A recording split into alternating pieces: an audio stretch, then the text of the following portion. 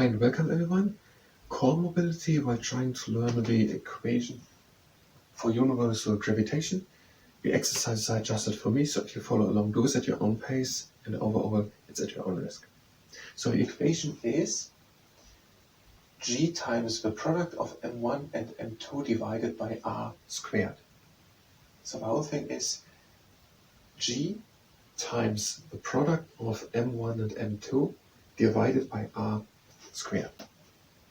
The first exercise, the feet more one shoulder width apart, and breathe in and go down, and up, and breathe out.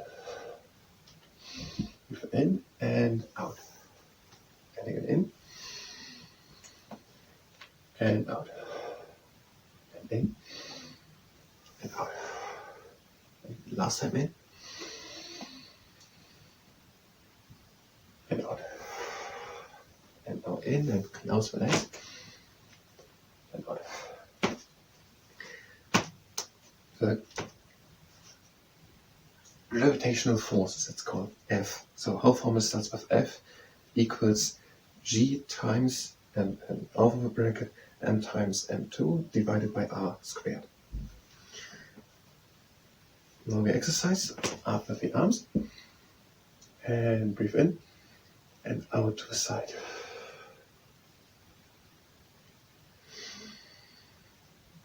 Breathe in, open the ribcage and out. And again in and back and out.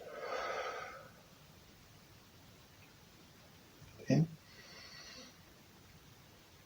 and out. So we want to get the gravitational force between two objects, and that is F. So that's the equation start with F equals.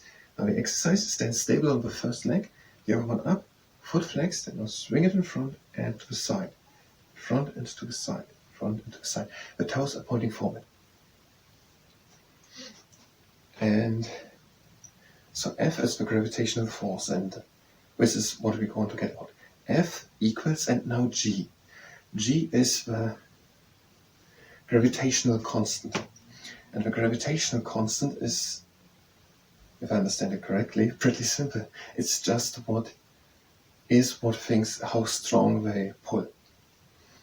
So everything which has mass, every object has a gravitation. Everything which has mass, and this clock, whatever, and on the other leg, stand stable and swing front and back, has mass, and everything with mass pulls things to it.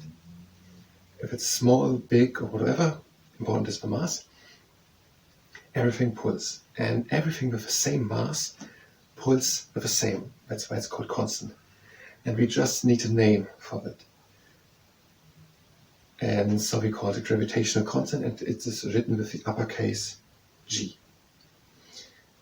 The Earth, for example, has a gravitational force and pulls things to it. Everything, just everywhere, pulls things to it. And how strong something pulls is only dependent on how much mass it has. Wherever it is, whatever it is, it's only important that it has the same mass, pulls with something. And everything here pulls things to each other. This hand pulls this hand to this hand. This hand pulls this body to it. And this body pulls this hand to it. And the Earth, of course, has way, way more mass. So whatever the mass of this arm would be, that is very little what this arm pulls towards it. This body does also not pull a lot. But this whole Earth pulls quite a lot. This Earth pulls with 9.81, for example. The next exercise is stand stable on the first leg, and the other one swings in front and back, in front and back.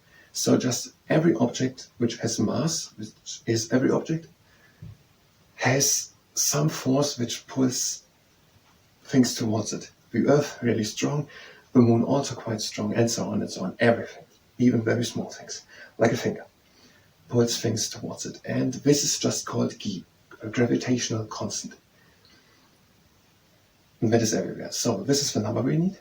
And this number is multiplied with M1 and M2. And M1 and M2 is the mass of the two objects we want to have. So overall, totally we want to have how big the gravitation between two objects is. So on M1 and M2 is the mass of object 1 and object 2. Change the leg. M1 is object 1, the mass, and M2 is the mass of object 2. For example, which we're going to have later, is the mass of the first object Earth and the mass of the second object, the Moon. So we calculate the mass of the Earth times the mass of the Moon. M1 times M2. So the force, the gravitational force, is G, which is just the gravitational constant, which is everywhere, times the mass of the first object times the mass of the second object, divided by R2, R to the power of 2. And R is the distance of these two objects. So we multiply the mass of the first object and the mass of the second object together, multiplied, and then divided by the distance these two objects are apart. Earth and Moon are 384,000 kilometers apart, so we divide the result of these two by 384,000. We take it in meter, 384 million, and that then squared. So just 384 million times 384 million. Squared is just the same number, again with the same number. And the next exercise, we take your leg up and put the heel over the knee. Do this only if you can avoid injuring yourself, and go down. So the whole equation is the gravitational force F is G, which is just the gravitational constant, which is just how strong things pull, times multiplied with the mass of the first object and the mass of the second object multiplied together, divided by the distance of the two objects, R squared. So the example for Earth and Moon, not with the other leg, that would be the gravitational force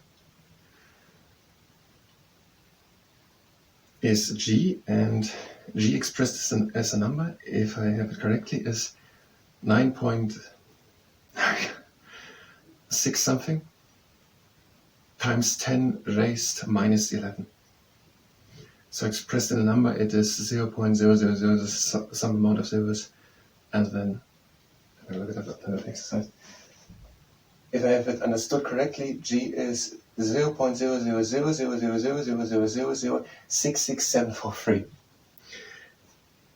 If I have it correctly, this is the number we have to put in. Next exercise, here to the ground, and now up and down again, and up and down, and train the internal muscles. So this is G. So we have the gravitational forces F. F equals G, which is 0.0000 66, 0. A bunch of zeros, 66, times multiplied, times the mass of the object 1 and object 2. The mass of Earth is 60 septillion kilogram, times the mass of Moon is 73 sextillion kilogram. So two very, very large numbers. So the gravitational force F equals G 0.0000066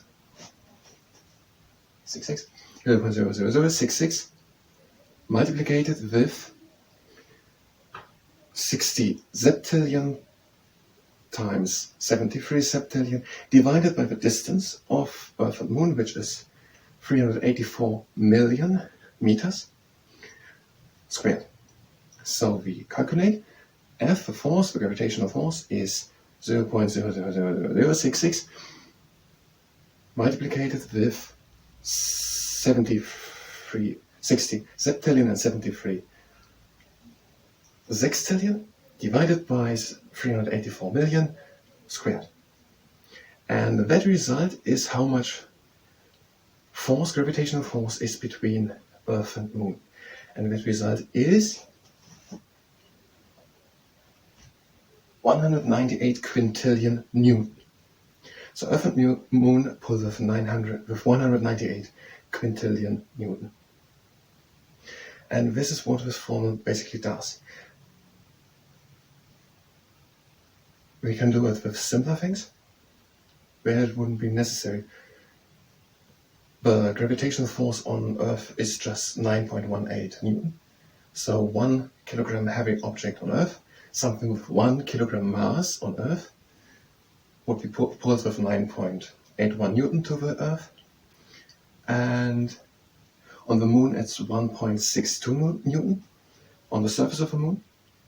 And it's pulled, therefore, with 1 kilogram heavy, with 1 mass object would be pulled on Moon with 0.2 or something to the ground. So this 1 kilo would weigh on Moon only 0.2 kilogram. Because on Earth the gravitational force is 9.81 and on Moon it's only 2.62.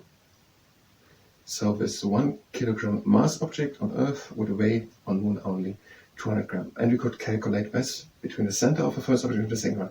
And here's another explanation why this is on Moon quite heavy, just still a 6. Because the mass of the Moon might be only 1/86th of Earth, so the mass of Earth is 81 and the mass of the Moon is only 1. The Earth is 81 times heavier has 80 times more mass than the Moon, but the Moon is smaller, and therefore the distance, and this is important, r is way closer. The surface of the Moon is way closer to the center of the Moon. And this is important for the r of the equation. So on Earth, there's the center of the Earth here, and we are here, this is 6,000 kilometers. So we divide the mass 1 of a human, 80 kilograms, with the mass of the Earth, 60 zeptillion, divided by the distance 6,000 kilometers squared.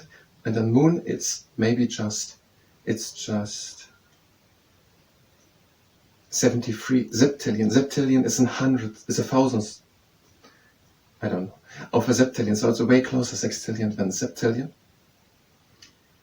So Earth has 60 zeptillion, with a 7 zeptillion in the word, 7 zeptillion. Earth has 73 sextillion. So it's a whole 3 potens smaller.